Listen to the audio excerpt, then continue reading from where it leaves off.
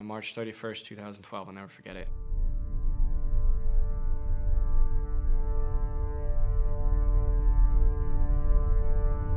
I woke up and I was with my fraternity.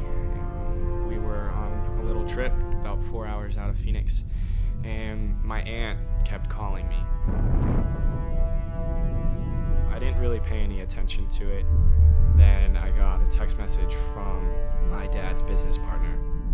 He said, your parents were in an accident today. They were on a motorcycle. Everything is gonna be different for a long time now. This is gonna change everything.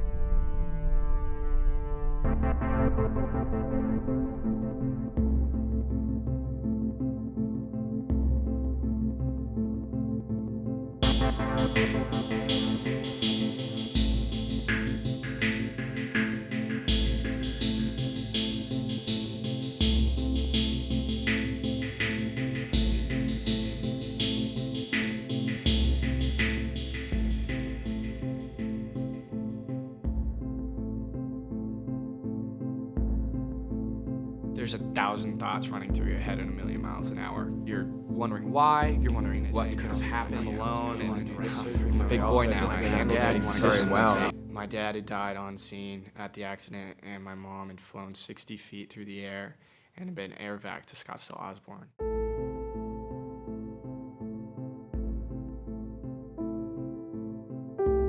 So I called my godfather, who had come out for Kansas, and I knew he was out there on his motorcycle.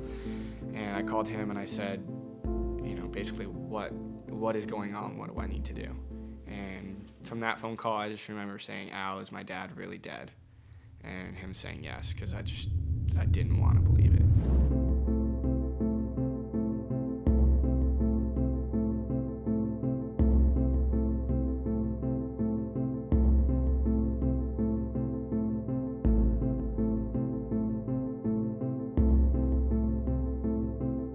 I finally had the time to go and actually see the scene. You go over the bridge and there's just, as soon as you get on the other side, there's just a skid mark going off the road for 60 feet. I can't sit here and ask why, it's not worth trying to figure out, because I'll never know. Didn't do my first triathlon until I was 9, and I was the last person out of the water. I was not happy about it. I did not want to do the rest of the race. And then my dad came over and talked to me, and he was like, we don't quit, we don't give up in this family, and get on your bike and we're gonna finish this out. It was cool. He's a great dad. He started running when he found out I was gonna be born, stopped smoking and drinking altogether. And one of the guys that he worked with, they did some half marathons together, and they were like, you know what? Whoever loses to each other in this marathon has to go do a triathlon. And my dad lost, so he had to go do a triathlon. The club, they have their spin class every Tuesday night.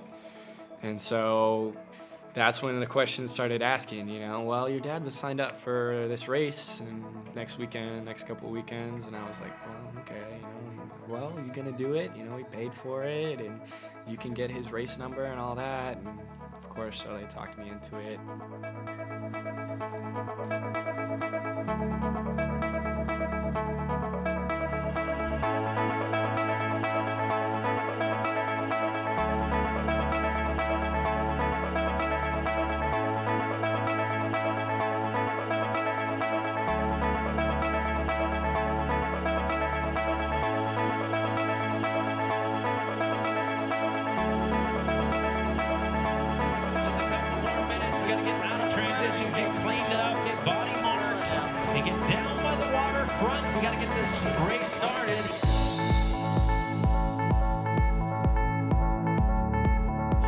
If you can help us get transition cleared, appreciate that.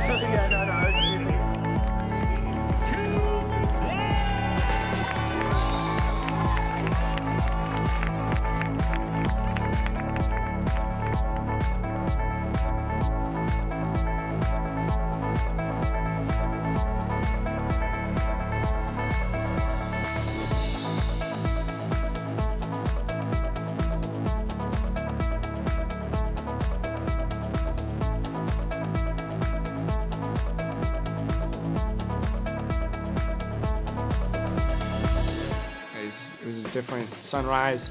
It was a different experience. It was a different feeling. Like I said, I wasn't ready for the race at all, but there's just so much more to that race emotionally, and that being a father-son activity and us putting so much time and money and effort into this sport that we did together.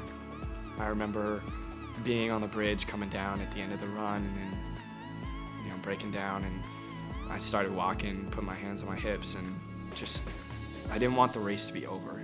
I was just, again, it was a piece of me that was still with my dad, and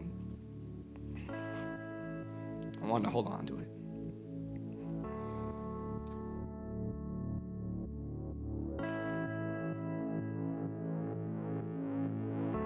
That's what I am. I'm a proud triathlete. I'm a proud son of my dad and my family. And it's good.